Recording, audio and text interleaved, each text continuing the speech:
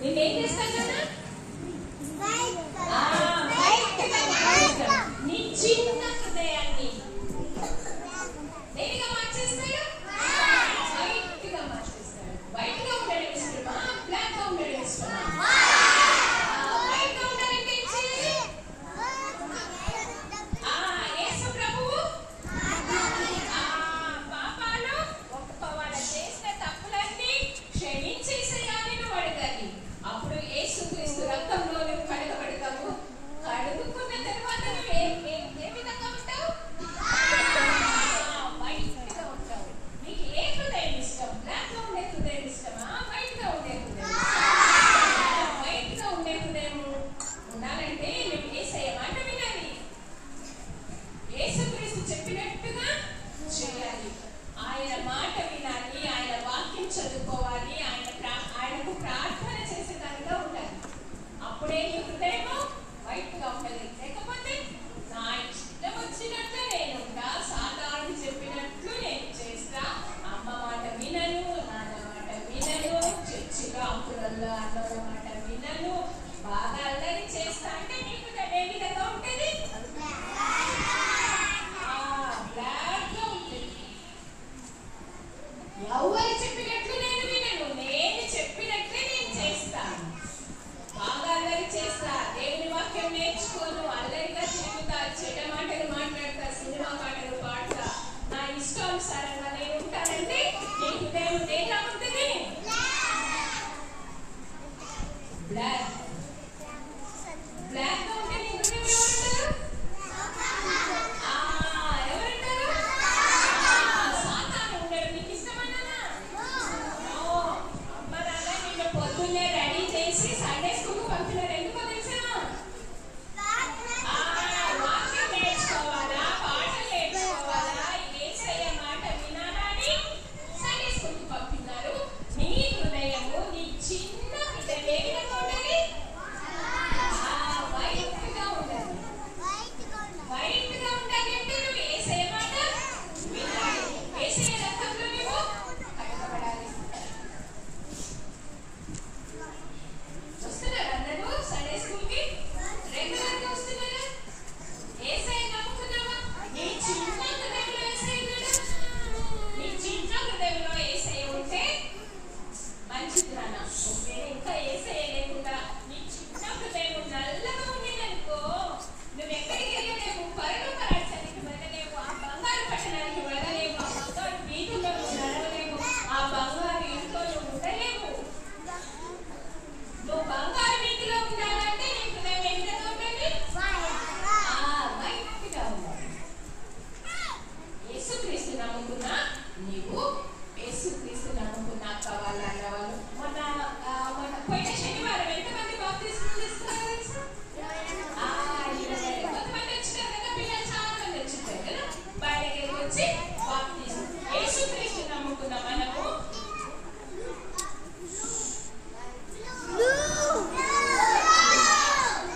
అంటే బాప్తిస్మం తీసుకోవాలి. నమ్ముకున్న నీవు నేను యేసుక్రీస్తు పేరిట బాప్తిస్మము తీసుకోవాలి. తప్పకుండా తీసుకోవాలి. తీసుకుంటే దేవుని రాజ్యంలోకి మనము ప్రవేశిస్తాము, దేవుని రాజ్యంలో మనము బాప్తిస్మము తీసుకున్న తర్వాత రోజు ఒక 2-3 పనులు చేయాలి.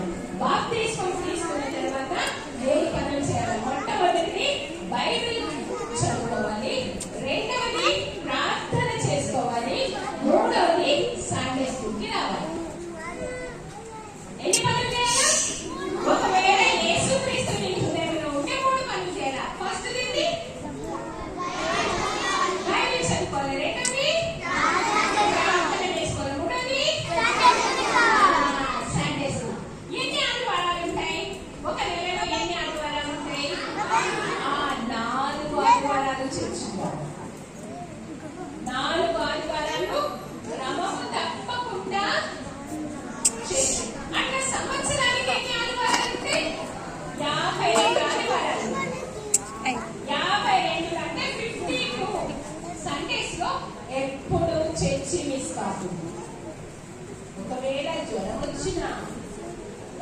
వచ్చినా బాధ వచ్చినా మరి పడకలో నుండి లేకపోతే తప్పితే ఎప్పుడు సండే మిస్ కాదు, సండే ఆబ్సెంట్ మీరు స్కూల్ ఆబ్సెంట్ అవుతారా? కాదు, జ్వరం వచ్చిందంటే బ్యాగ్ లో అమ్మ టాబ్లెట్ పంపించి స్కూల్కు పంపిస్తుంది, అవునా? తిన్న తర్వాత వేసుకో, లేకపోతే మీ క్లాస్ టీచర్ కి ఫోన్ చేసి చెప్తారు మా పాపకి మా బాబుకి బాగలేదు, బ్యాగ్ లో టాబ్లెట్ పెట్టినా మింగమని చెప్పండి మేడం అని మీ క్లాస్ టీచర్ కి ఫోన్ చేస్తుందమ్మా. లేకపోతే పొద్దున్నే మంచిగా కుమ్మి బాగా టిఫిన్ పెట్టి టాబ్లెట్ వేసి పంపిస్తుంది స్కూల్ కి. నానా ఎప్పుడు సండే స్కూల్ కి తప్పకుండా రావాలి. ఆ సండేనే పట్టుకొని 8:30కు వేస్తామంటే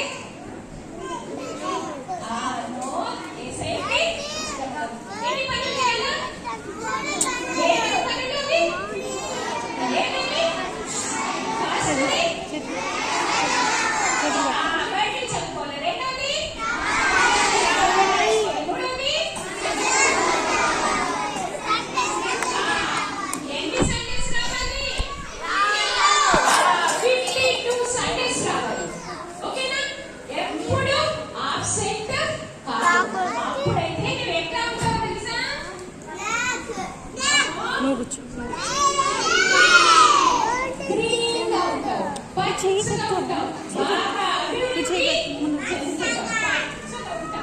చాలా బాగా పాటలు నేర్చుకుంటావు, అక్కడ నేర్చుకుంటావు, దేవుడు చెప్పినట్టు వింటావు, దేవుని మాట వింటావు, దేవుని వాక్యం నీ హృదయంలో ఉంటుంది, అందరితో మంచిగా మాట్లాడతావు.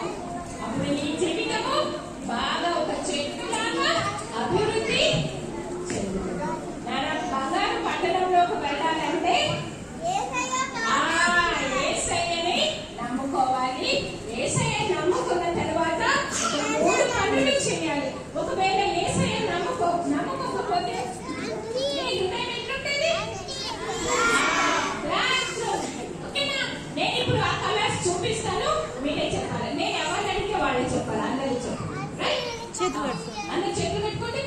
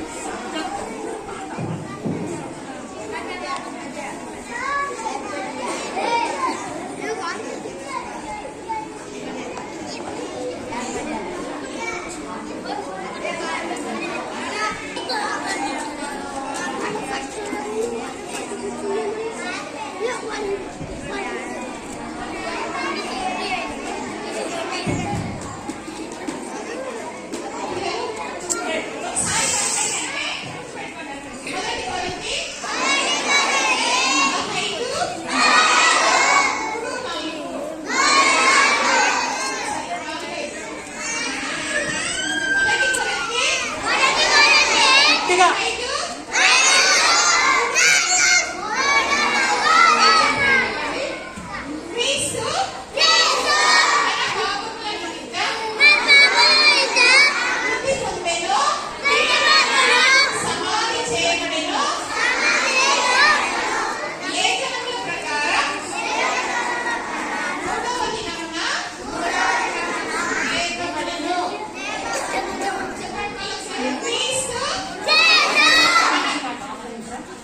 వాళ్ళ గట్టిగా మా వాళ్ళ గట్టి వాళ్ళకి చూద్దాం. మీరు పలకడం మీ చేత కావాలి పలకడం గట్టిగా వాళ్ళు ఓడబడదు వాళ్ళని అక్కడ